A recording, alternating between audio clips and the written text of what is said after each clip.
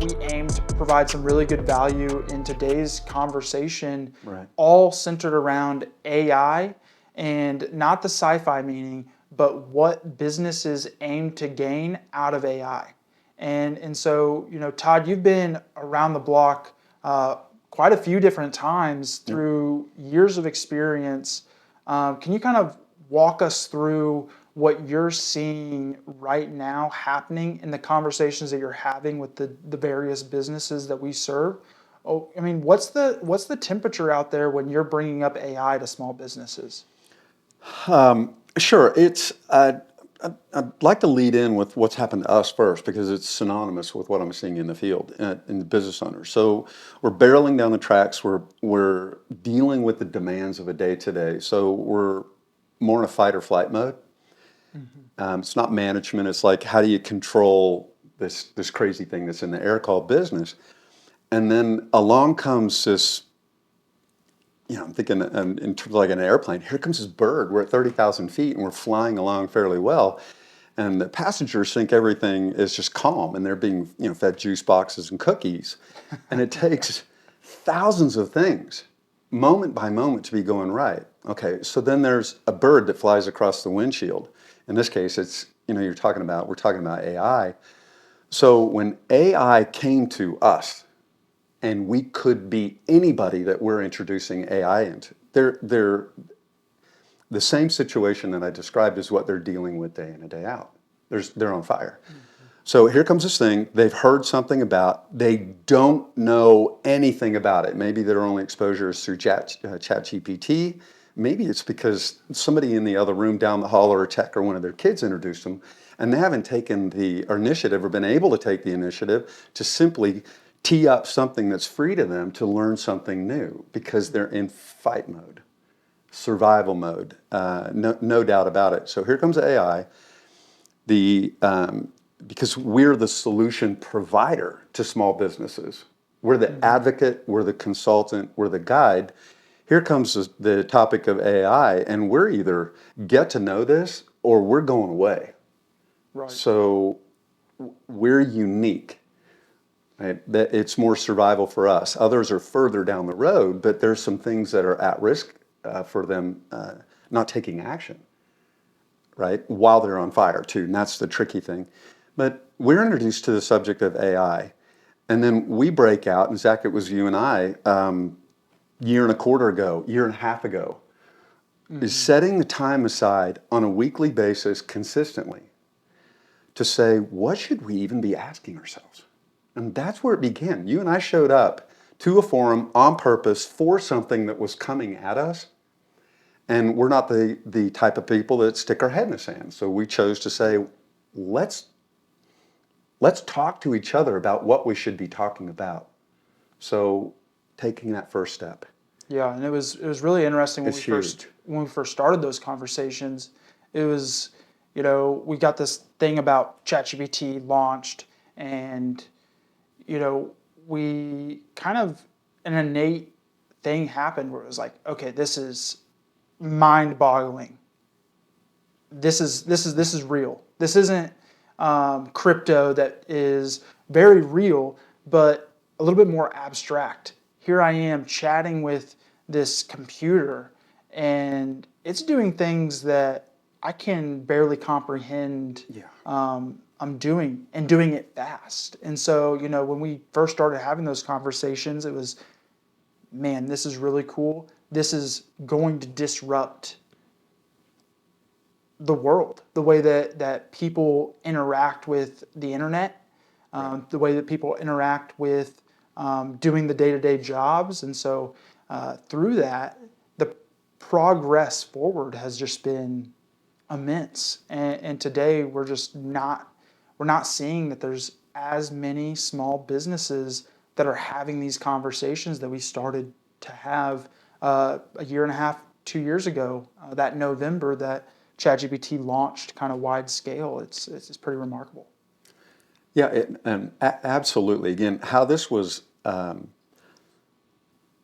AI was introduced to everybody at the same time, seemingly, right? And unknowingly, the context of it So how are we going to respond? Back to the answer to your first question is how are we going to respond is do something, right? Don't ignore the obvious. If you don't think it's not obvious, turn your head, right? This was all of a sudden it was the raccoon that ran in the middle of the room. Don't ignore it.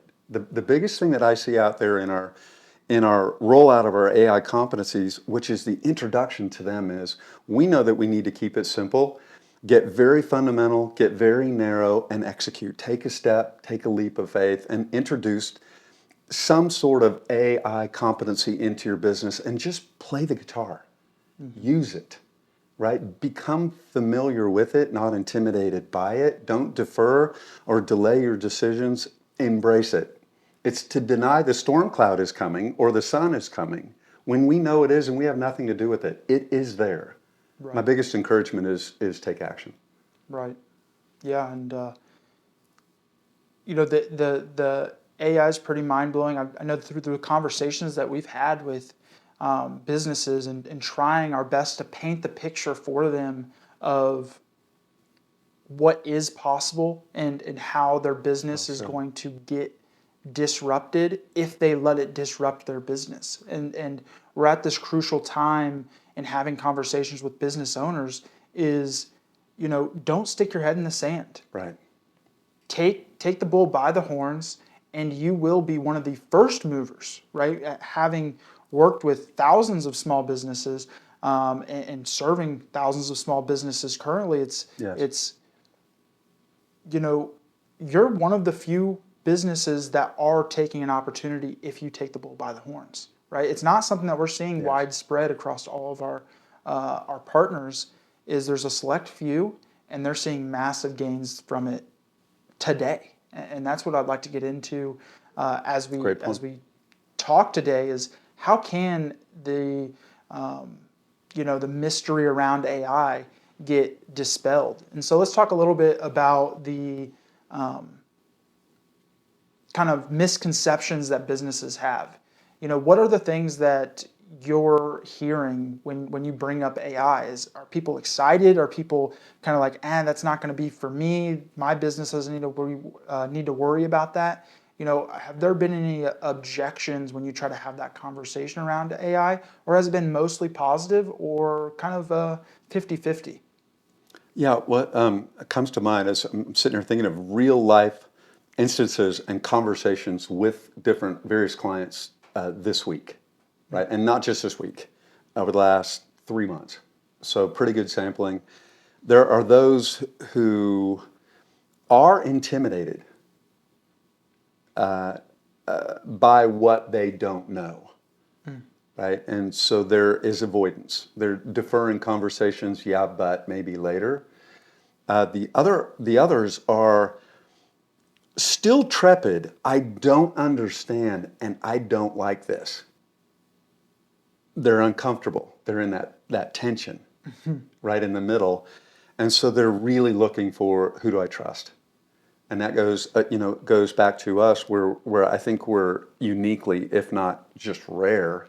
We take a full-on consultative approach. We're deeply committed to that. It's just providing education and objectivity and encouraging people as a guide to do the right thing and take that first step. They don't know who to trust, and they're in that part of tension.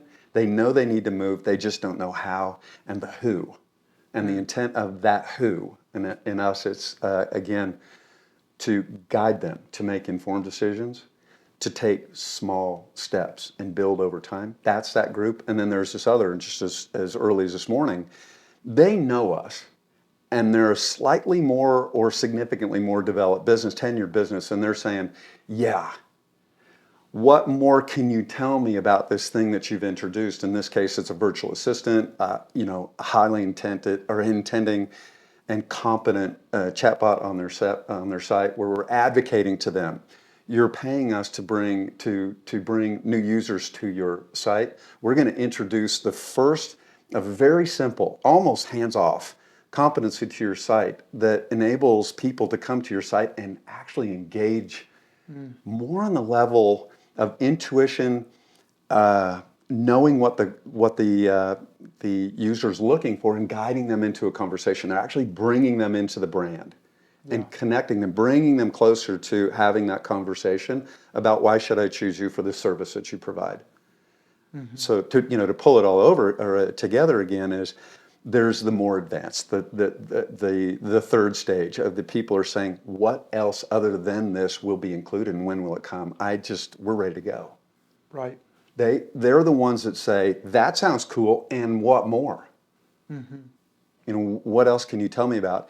And at that case, we want to project a certain future of possibility to them about the things that you're saying, stringing automations together and having a more developed conversation that begins to bring them into the conversations of AI like you and I began, call it a year and a half ago. Right.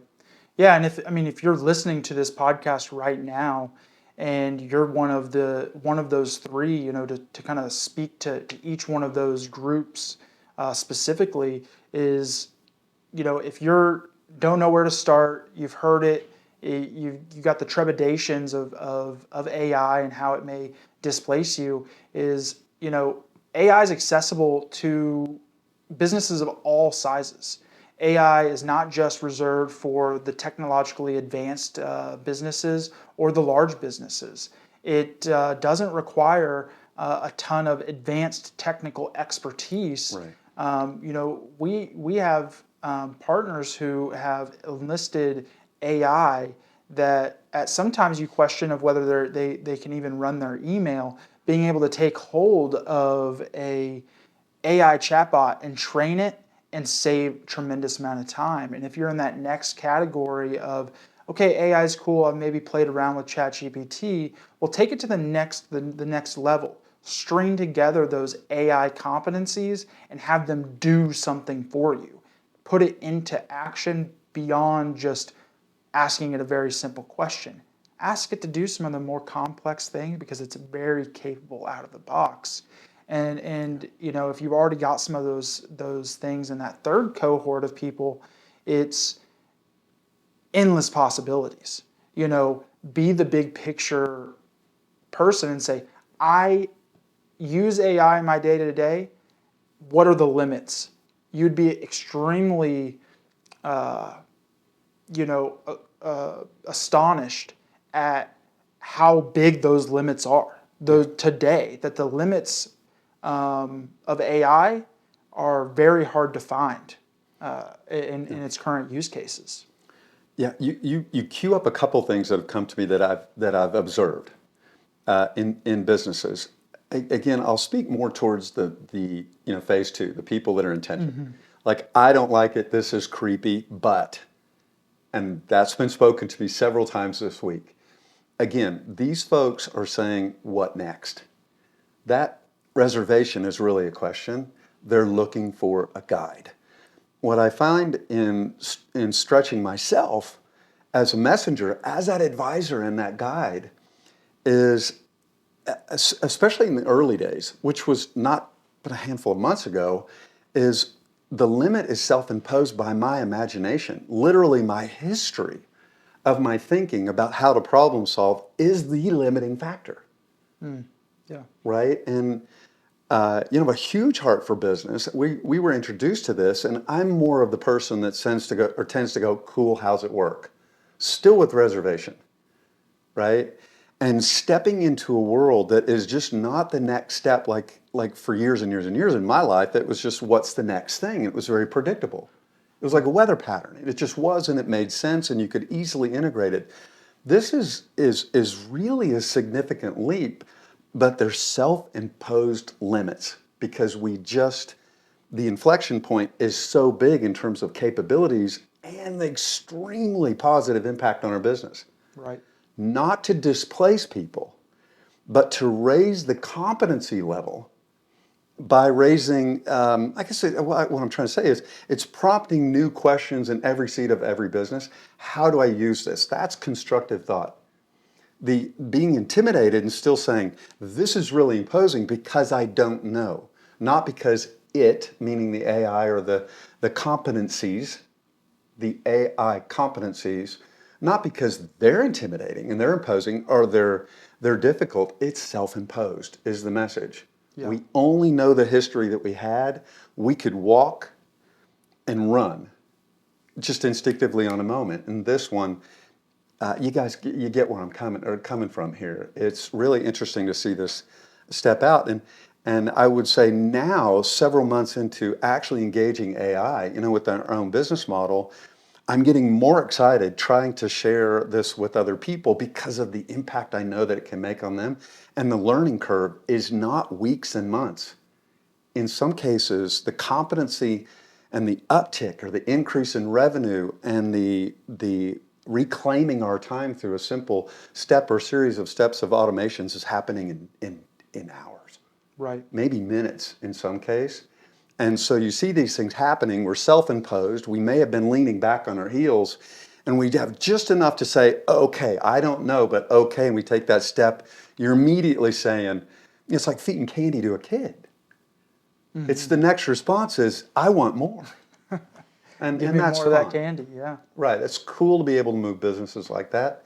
They just don't know, and we want to just lay our hand out and say, come on, we can work together and do this thing. Yeah. And it's, really interesting. An interesting question that I have that, the AI is very cool. It's not going anywhere.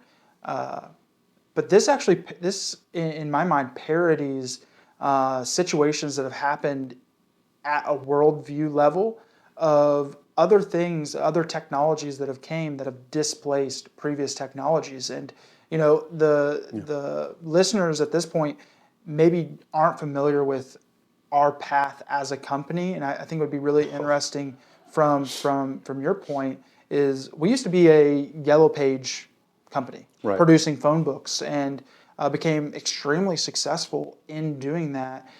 You obviously being the founder and CEO have seen that really become a relic in who Right. has a phone book anymore is what you're seeing with the transition from phone books to the internet. Does the AI play a parody at all in your mind of how massively this can impact the way that the world or the way that businesses run? If when you use, I keyed on the word parity. If you give me a little bit more, I want to make sure I speak to context.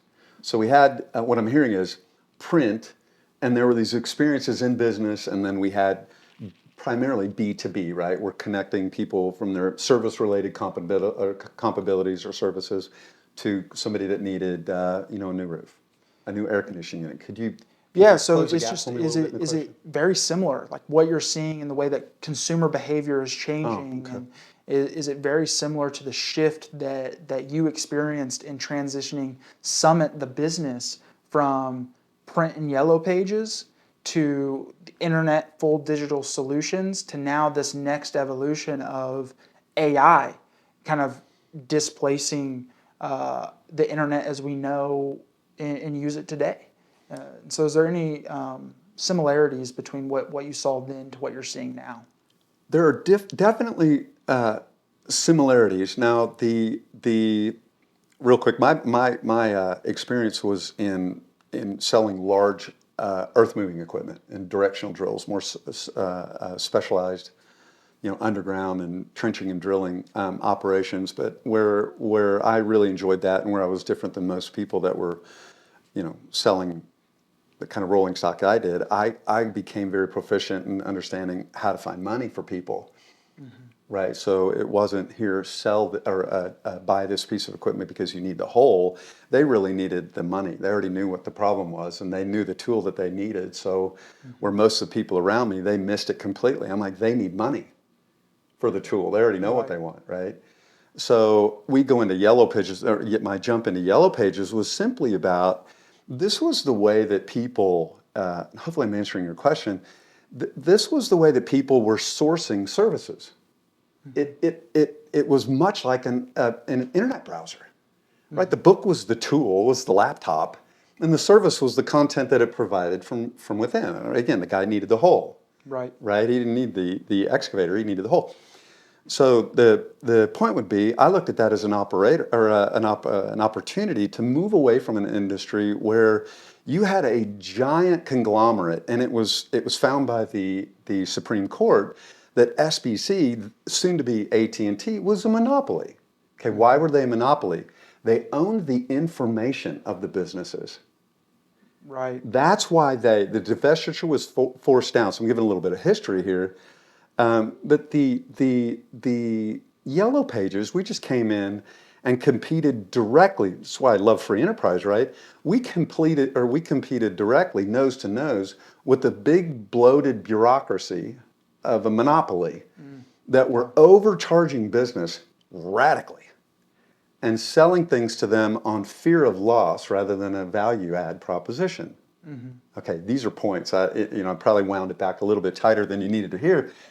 But the point is, we came in and trying to provide context to the answer. We provided a better mousetrap. Right. Again, free enterprise and markets work. More affordable Problem solved. mousetrap. Right. It was the ROI was a multiple times because we were providing. Maybe it wasn't so much the search volume, but the ROI per call was 4 times what they were paying somebody else. This bureaucracy. Okay, so here's the shift with AI, and what happened to us. It was pretty deliberate. I mean, we knew that the downfall was coming and that we needed to move and embrace technology and embrace the change. I'm struggling in the moment to recall that maybe the difference in what the user and the businesses are experiencing today. As technology has come into everyone's hands, whether a consumer or a business owner, the becoming fractional or fractured. Now there's more social channels, more search engines, more opportunity. There's syndication of television. I don't know, do people listen to radio anymore? I listen to podcasts because I want the information. But the point was that this, the user group or the clients that we're working with, they could wait, right? So we were forced, better yet, we were given the option. What are you going to do before they do? Again, we're the bridge between their yesterday. In other words, there was a lag. Yeah. Plenty of those people probably did wait and didn't They did until they couldn't. And then they're probably not around anymore. They're not here right? anymore, right? Yeah. Right, they're the dinosaur wondering why all the cars are going by, right? They stood there and watched the world go by.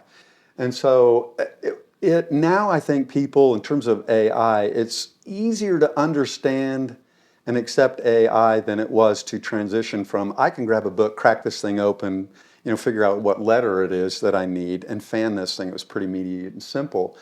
Now we've got devices that provide, in real time information. And so there was a giant shift and a lot of demand and a lot of fractured attention on that. And so it became incredibly complicated. And then, of course, we work with the search engines to get our clients in front of those people that are searching now. It's radically more complex. And then you introduce AI. AI is not confusing that. It's actually taming it down. We're seeing AI searches and we're seeing AI solutions that are putting us more on point, more intuitively. And it's like helping us sort as searchers. And to the businesses that we work with, it's just not what you think. It's actually a step back towards simplicity. Yeah. Maybe that's a good way to end it right there, right? At least the answer. Yeah, it's definitely lessens the complexity, the mechanism, the AI itself is complex, but in terms of use cases for consumers and users, it's extremely more intuitive than going into search, typing out a very similar prompt, and then having to sift through a bunch of junk and clicking on a website that doesn't answer your question. It's boom, right there. AI provides you very competent answer with sources today. Right? Now AI is at a point where you ask a question, it's going to provide you the answer immediately and provide you the source material in case you want to dig a little bit deeper. So I think that's really important. Is AI is all about making life simpler for businesses, for consumers, for the world. It is complex in itself, but simple as an outcome. Yeah. And so, Well said. when we are working with these small businesses, I think, and we're talking, and people are listening to this right now, it's what are the use cases? What can I do, or what should I do right now, today? I'm gonna, turn this podcast off, and I am doing something with AI. What would be that first step, or what was your first step in 2 years ago when we first started having this conversation? What should I be doing and thinking about right now? Yeah, right now, if you're in business, you have to have an engaging website. Does it need to be big and complex? No, it needs to connect. That's your storefront. It's you after you leave the conversation, right? If you're nose to nose and you've got an influence in maybe it's a consulting role, or maybe you're an attorney, maybe you're I don't know. Regardless, it is your storefront. It's the first impression, and it's a content library. It tells people about you, about the problem they know they have. They just don't know that it's you that they're going to connect with. So you've got this store full of good stuff called information to solve the problem for the person that already knows the problem. Again, they just don't know the who. You've got, and I won't mix words, I won't embellish, I won't exaggerate. You must introduce our virtual assistant agent, our LLM, right, our learning language model, or large language model, high intent, high in competency. You must put that on your site. I've changed from, 3 months ago when we first started talking about this to being super polite. This is food you need to eat. Now I'm saying, if I'm really an advocate and I know something and I soft serve this to you, I am not handling my responsibilities. So the thing to use, Zach, I would say, if you're the business owner, or you're the business owner is employed, maybe you're handling an aspect of your digital footprint. Right. You've got to get that website up, and then it doesn't need to be perfect. It does not need to be super polished. It needs to be involving, engaging in terms of changing the way that people would engage with the site. And the first and foremost is put this virtual assistant, introduce it to your site so it can learn the content of your site and meet me as a consumer. I know what my problem is. I don't know who. I don't want to read and sort out all of the content. I want to know that you know my problem and you meet me at the front door, right? When there's that connection to that website. And that virtual assistant is highly engaging, highly intentional, very fluid. It problem solves, and it brings me into that site. Right. It brings me into your website if you're providing that service to me. And you're connected in a way then with the business owner in short order. It's going to be immediate here very soon. In other words, the prompt to let you know as a business owner that I came to your site and what I was interested in, you can have a conversation in probably seconds. Yeah. You can. Seconds back to me, I already know what I'm looking for, and give me an answer. Right. And to unpack that a little bit must have.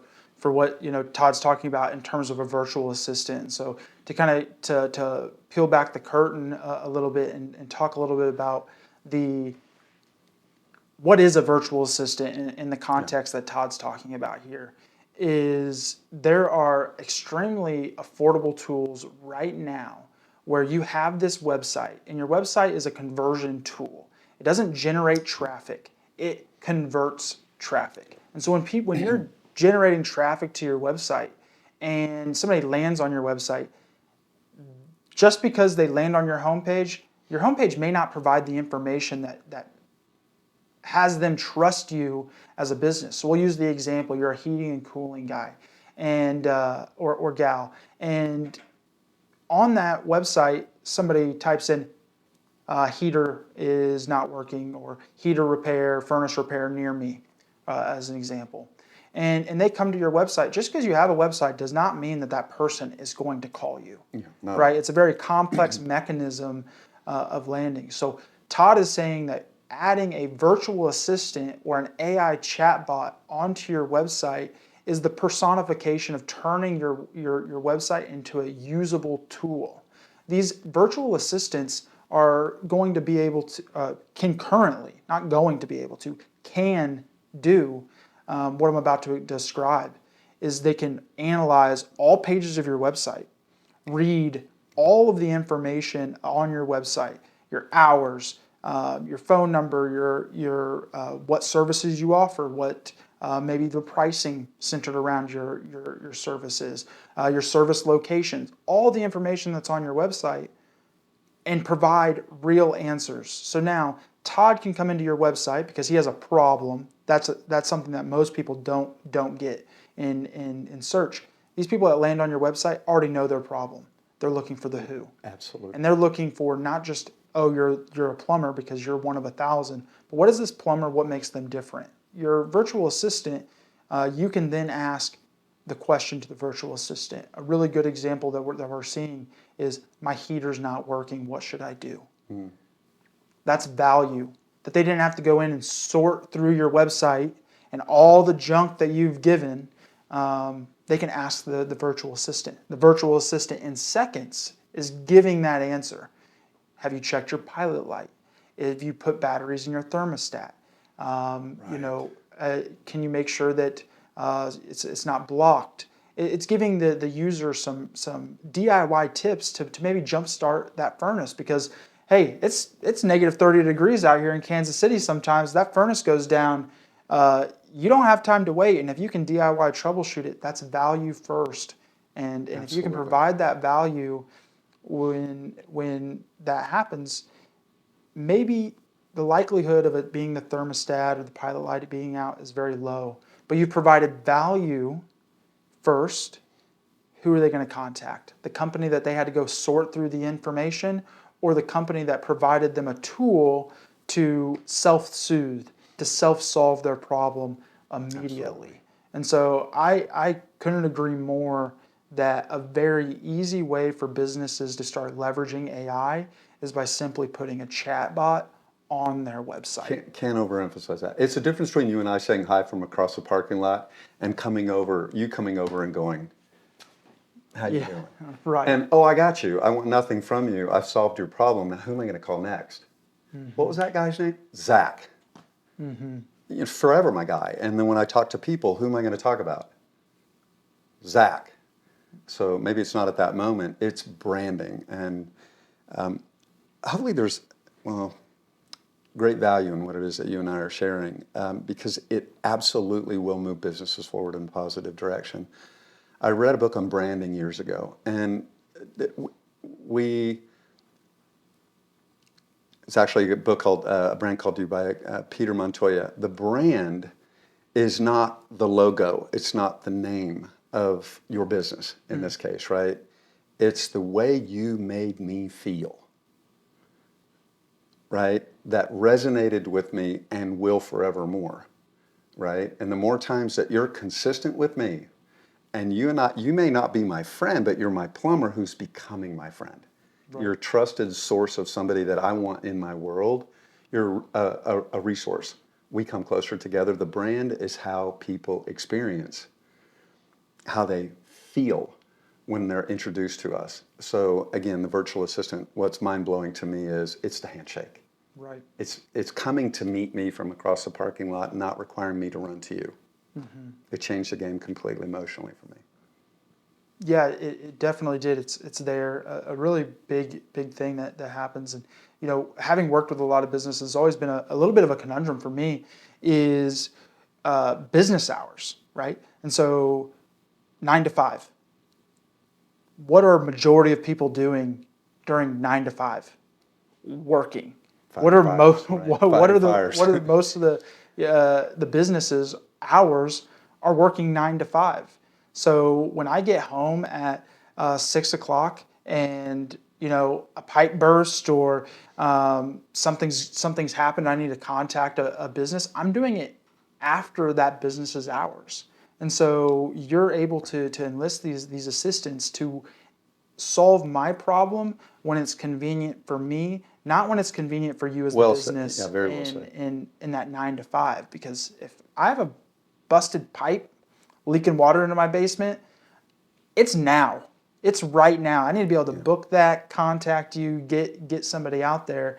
And the other thing is like working parents, right? When you're home, you've got kids, you might have to put those kids down before you can do your searching. And that could be 3 o'clock in the morning. That could be 10 p.m. Kids are asleep. You want to be able to land on websites, get answers to your questions, and that's something that businesses miss out on when they can list a VA, a virtual assistant, a chatbot on their website.